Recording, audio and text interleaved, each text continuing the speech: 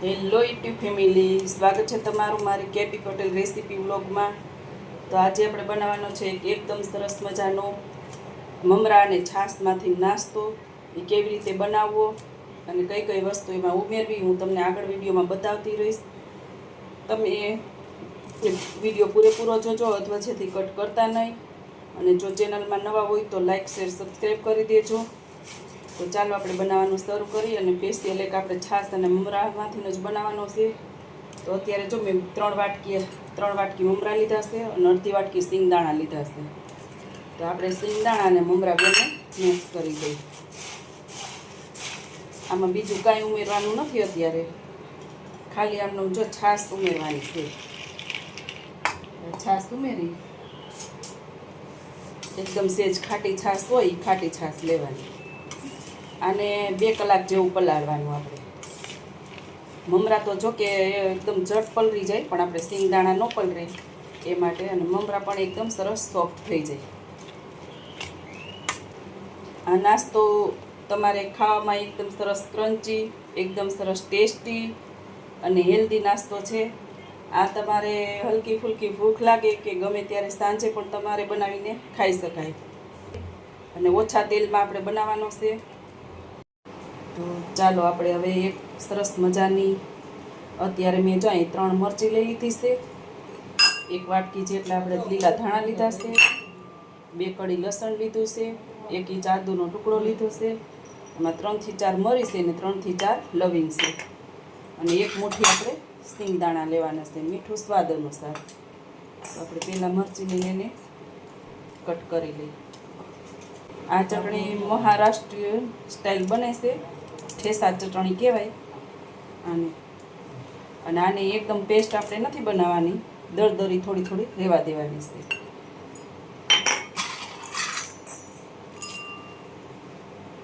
સ્વાદ મુજબ મીઠું.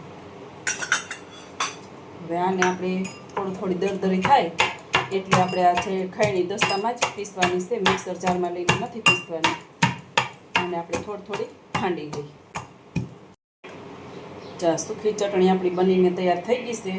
આ રેસીપીમાં મેઇન ચટણીનો જ સ્વાદ છે, એટલે આ ચટણી બનાવવાનું તમારે ભૂલવાનું નહીં. હવે આને આપણે વઘાર કરી લઈએ.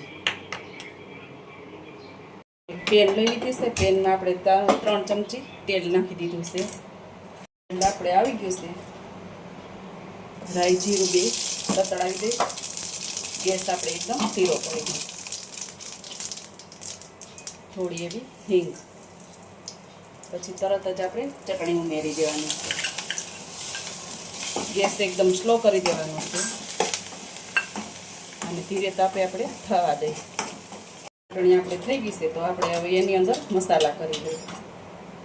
તો મસાલામાં આપણે અડધી ચમચી હળદર પાવડર, પોણી ચમચી આપણે ધાણા જીરું પાવડર, મરચું પાવડર, થોડો એવો ગરમ મસાલો આપણે સ્વાદ અનુસાર.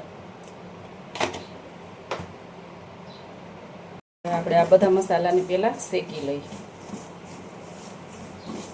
મસાલા શેકવાની અને ચટણી હલકી એવી સુગંધ આવવા માંડે ત્યારે આપણે એની અંદર બાફેલા બટેટા ઉમેરવાના છે. આપણા મસાલા શેકાઈ ગયા છે. તો મેં આવી રીતે આ પીસ કરી અને બટેટા બાફી લીધા હતા, એટલે આપણે ઓછા સમયમાં બની જાય. મેં અત્યારે મીડિયમ સાઇઝના 2 બટેટા લીધા હતા અને 3 વ્યક્તિ માટે હું બનાવું છું.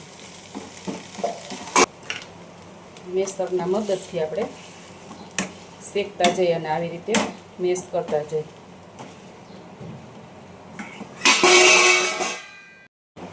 આપણો મસાલો એકદમ મેસ થઈ ગયો છે. હજી આને આપણે 1 મિનિટ જેવું સાતળી લઈએ.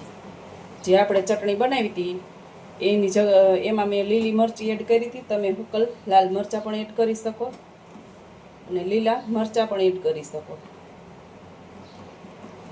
અને જો આ મસાલાની અંદર તમે લીંબુ અને ખાંડ પણ જો ટેસ્ટ માટે વધારે જોતો હોય તો ઉમેરી શકો.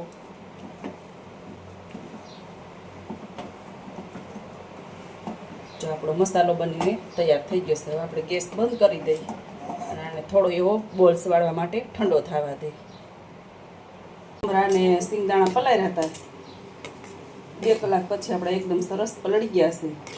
આને એક મિક્સર જાર લઈ અને એમાં આપણે એને એકદમ સરસ મજાની ફાઇન પેસ્ટ જેવું બેટર બનાવી લઈએ. આની અંદર આપણે પાણી નથી ઉમેરવાનું, છાશ છે એની અંદર જ આપણે પીસવાનું છે. આને હવે આપણે પીસી લઈએ. ચેક કરી જોઈએ આપણું બેટર તૈયાર થઈ ગયું છે કે નહીં. આપણું બેટર એકદમ પરફેક્ટ બની ગયું છે. તો આપણે એક બાઉલમાં લઈ લઈએ.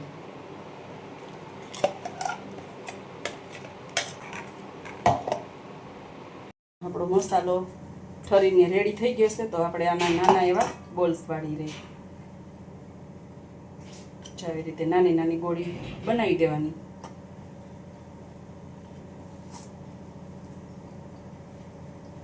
આપણા બધા બોલ્સ બનીને તૈયાર થઈ ગયા છે. હવે આપણે બેટરને મિક્સ કરી લઈએ. બેટરમાં થોડો એવો આથો પણ આવી ગયો છે. હવે એની અંદર આ છે આપણે જે મમરા હતા ને એ મમરાને પીસી અને પાવડર બનાવી લીધો હતો એ જ છે.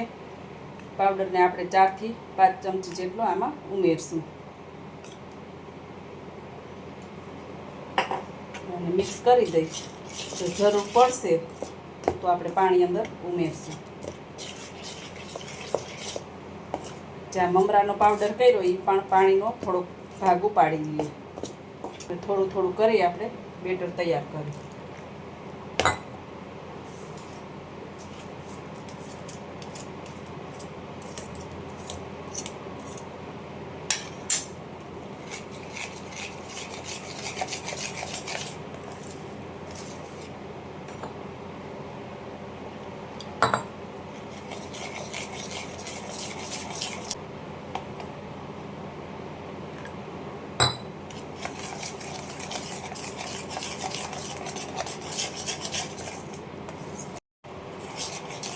બેટરની અંદર આપણે 1 ચપટી જેટલા મીઠા સોડા એડ કરી દઈએ અને સ્વાદ મુજબ મીઠું એડ કરી. આને બધું આપણે મિક્સ કરી દઈએ. સોડા ઉમેરવાથી શું છે કે આપણે આ જે ગપગોલા હોય ને એ આપણી પેનમાં જ આપણે બનાવવાના છે, એટલે ઓછા તેલમાં બની જશે. એટલે સોડા ઉમેરવાથી એકદમ સરસ પોચા અને જાળીદાર બને. કરી જઈએ. આપણું બેટર રેડી છે. જો આપણું બેટર આટલું થીક રાખવાનું. આ બેટર આપણું પરફેક્ટ છે. ગેસ ઉપર પેન મૂકી દીધી છે અને આપણે ગેસ ચાલુ કરી દઈએ. આની અંદર ધોઈતી એટલે પાણીનો ભાગ છે થોડોક સુકાવા દઈએ. પેન ગરમ થઈ ગઈ છે તો એની અંદર આપણે થોડું એવું તેલ લગાવી દઈએ.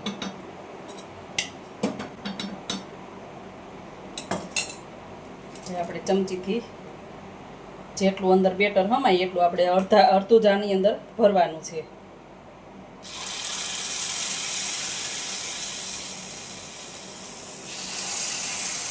આ 1 ચમચીનું માપ છે. હવે આપણે એના જે બટેટાની ગોળી વાળી હતી એ એડ કરી દઈએ.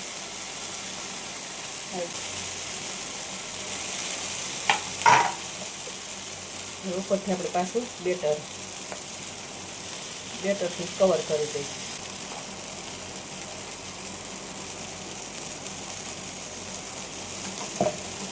ઈડલી કે રવાના ગપગોલા તમે બહુ જ ખાતા હશે, પણ આ રીતના જો બનાવેલા તમે કોઈ દી નહીં ખાતા હોય. આ જેટલા બનાવવામાં ઈઝી છે એટલા જ ખાવામાં ટેસ્ટી છે. જેટલા ખાવામાં ટેસ્ટી છે એટલા જ હેલ્ધી પણ છે. થોડા સમયમાં બની જાય અને આપણે કમ તેલમાં પણ બની જાય.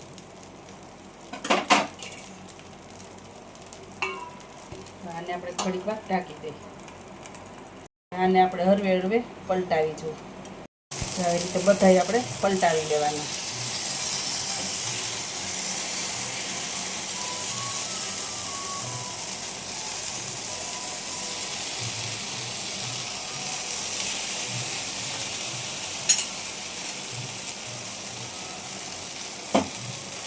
જલ્દી જલ્દી આપણે તેલ ઉમેરશું.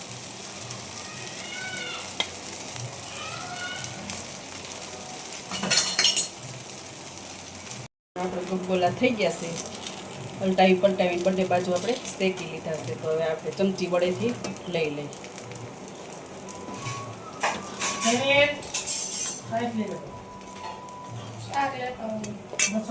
આપણા બધા જ ગબગોલા બનીને તૈયાર થઈ ગયા છે. હવે આપણે ડીશને તૈયાર કરી લઈએ. જો આપણે લીલી ચટણી સાથે સર્વ કર્યા છે. આ એક ગબગોલા જેવી જ રેસીપી છે, પણ ગબગોલા આપણે રવામાંથી બનાવીને આ આપણે સ્પેશિયલ મમરામાંથી બનાવેલા છે. તો જેવા દેખાવમાં છે એવા ટેસ્ટી પણ છે. તમે પણ બનાવો. વિડીયોને આપણે અહીં એન્ડ કરી ફરી મળીએ પાછા કાલે નવા વિડીયો સાથે. ત્યાં સુધી બધાને જય શ્રી કૃષ્ણ.